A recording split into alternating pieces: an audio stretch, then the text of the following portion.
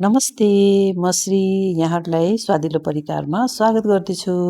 सन्चै हुनुहुन्छ? आउनुहोस्, आज मैले लिएर आएकी छु आलुबाट तयार गरिएको क्रन्ची नास्ता। आउनुहोस् सुरु गरौँ है त। जसमा मैले 3वटा सफा गरी पखालेको आलु लिएकी छु। अब यो एक एक गरी आलुको बोक्राहरू मैले तास्दैछु। हेर्नुहोस् त, आलुको बोक्राहरू यस्तो गरेर तास्नुपर्छ है। काट्नको लागि मैले स्लाइसर युज गरेकी छु, किनभने आलु एकदमै पातलो हुनुपर्छ। पातलो गरेर काट्न सके त चक्कुले काट्दा पनि हुन्छ, तर मैले काट्न अलि नसकेको हुनाले मैले स्लाइसर नै चलाएको छु है त। हेर्नुहोस् त, यत्तिको पातलो र एक नासको हुन जरुरी छ है। सबै आलुहरू मैले काटिसकेँ। अब यो आलुलाई मैले फेरि 2 पटक जति राम्रोसँग पखाल्दैछु। पखाल्दाखेरि अलि बिस्तारै पखाल्नुपर्छ, किनभने अलिकति फोर्स पऱ्यो भने यो आलु बिचबाट भाँचिन सक्छ। अब यो आलुलाई 1 चम्ची नुनमा मिक्स गरी मैले चाहिँ 10 मिनटको लागि चाहिँ रेस्टमा छाडिदिँदैछु। त्यति बेरसम्म यो आलुलाई डिप गर्ने ब्याटर तयारी गर्नेतिर लागौँ है त। जसमा मैले एउटा गहिरो कचौरा लिएकी छु र त्यसमा मैले 1 कप चनाको पिठो राखेकी छु भने मैले चाहिँ नि आधा कप मकैको पिठो र आधा कप चामलको पिठो राखेकी छु है त। अब यसमा राख्ने मसलाको तयारी गरौँ है त। मेरो हेर्नुहोस् न, मसलाको भाँडा। नुन 2 चम्ची, जिरा धनियाँको पाउडर 1 चम्ची, गरम मसला 1 चम्ची, कश्मिरी रातो धुलो खुर्सानी 1 चम्ची, बेसार आधा चम्ची र ज्वानो आधा चम्ची। अब यसलाई हामी थोरै पानी राख्दै फिर्दै फेरि पानी राख्दै फिर्दै गर्नेछौँ है त। किनभने यो धेरै पातलो पनि हुनु भएन अनि बाक्लो पनि हुनु भएन। आलुलाई डुबाउँदाखेरि आलुलाई मात्र लाग्ने ब्याटर तयार गर्नुपर्छ है। ल हेर्नुहोस् त, यत्तिको चाहिँ हुनुपर्छ है। अब यो ब्याटरलाई एकछिन हामीले छेउमा राखेँ। हामीले चाहिँ नुनमा भिजाएको अघिको आलु हेर्नेछौँ। राम्रोसँग भिजिसकेको छ यो आलु।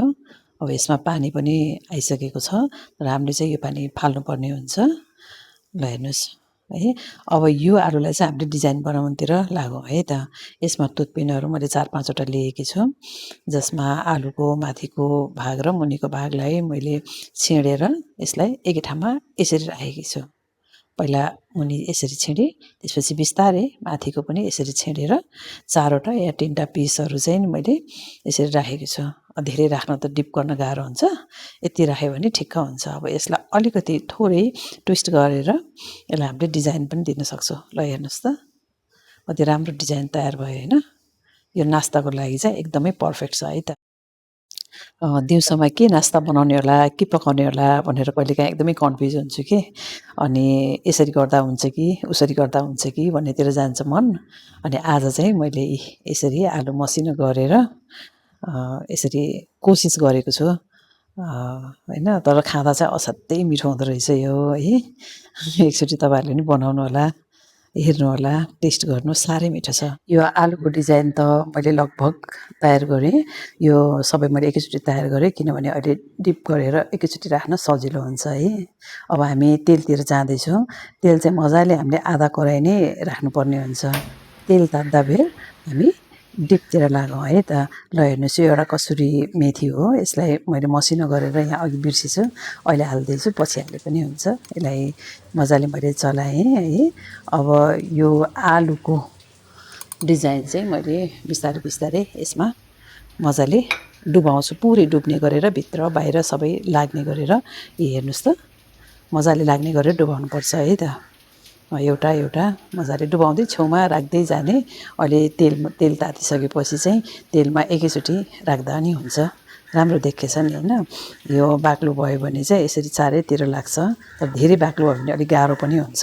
पातलो भयो भने पनि धेरै चुइन्छ, आलुमा त्यति लाग्दैन फेरि। ठिक्कको बनाउने। ल तेल हेर्नुहोस् त, लगभग तेल रेडी छ। अब राखौँ है त। बिस्तारै एउटा एउटा राख्दै जाउँ, हात पोल्छ फेरि, तातो छ तेल।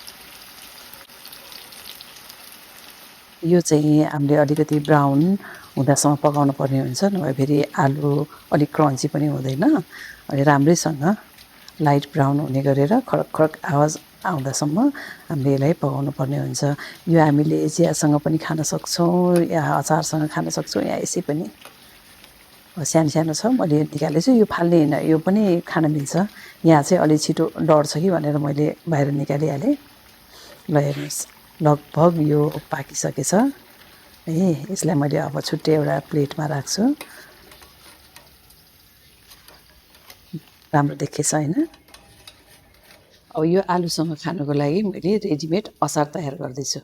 जहाँ मैले 1 चम्ची मायोनिज राखेँ है, त्यसपछि गएर 1 चम्ची स्यान्डविच स्प्रेड राख्दैछु। अनि मैले येल्लो मस्टर्ड 1 चम्ची मैले राख्दैछु र अन्तमा गएर मैले चिल्ली फ्लेक्स। यो जुनै अचारसँग खाँदा पनि मिल्छ, तर मसँग घरमा यो भएको हुनाले मैले यसैको नै अचार तयार गरेँ। यसलाई राम्रोसँग मैले फेट्दैछु, राम्रोसँग फेट्नुपर्छ है। यो अचार पनि अचम्मको मिठो हुन्छ। अब सबै पर्फेक्ट रेडी भयो। अब सर्भको तयारी गरौँ है। अब मैले राख्दैछु। ल हेर्नुहोस्, कस्तो यमी देखेको छ होइन? ल हेर्नुहोस् त, आहा, यसको आवाज पनि आउँछ। ल हेर्नुहोस् है। अब हाम्रो यो मुखमा जानको लागि एकदम तयार भयो। हेर्नुहोस् त, अति अति अति मिठो भएको छ। एकचोटि तपाईँहरूले पनि ट्राई गर्नुहोला। कस्तो लाग्यो तपाईँहरूलाई यो भिडियो? कमेन्ट गर्न नभुल्नुहोला। सब्सक्राइब भएको छैन भने सब्सक्राइब गर्नुहोला। फेरि अर्को एपिसोडमा भेट्ने बाचा गर्दै बिदा माग्दछु। नमस्ते।